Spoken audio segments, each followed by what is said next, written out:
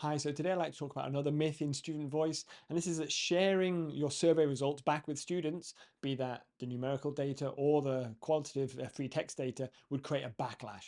They wouldn't like it, it would cause chaos and all sorts of problems.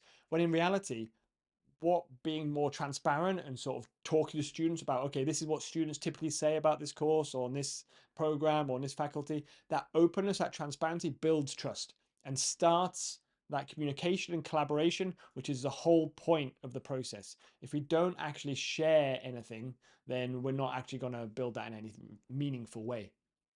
So what can we do in practice? So we want to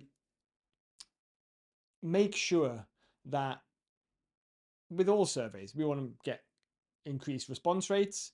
We want to capture all the information we can about what we're doing right, what we're doing wrong. And if we don't share that, if we don't start it as a dialogue and we have to make the first move, then our response rates are going to suffer. I'm going to miss chances to actually tackle problems. If our response rates are really low, we're not getting a good idea of what the real problems in a given class or program or faculty or institution are. So that opacity, sort of keep it all secret, like worst case, doing nothing with it or analyzing it and not sharing it back with students, is a real problem.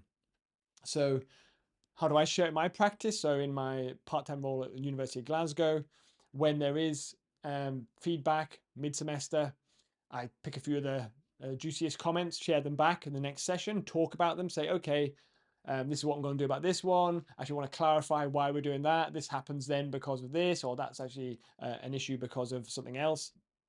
And just talk it through. And you're not saying you're going to change everything. You don't have to say, okay, we're going to make sweeping changes across the board and promise them, the earth to them. But you be honest, you start talking about it, say this was a problem, this is what comments we got last year, we tried to fix it, we're still trying to do this about it. Openness, communication, right?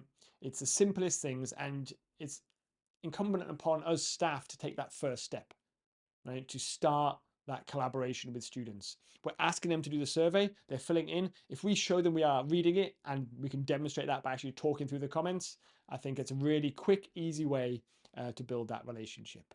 So we want transparency, and transparency means you've got to let go of that idea of perfection and actually everything's fine, no problems at all.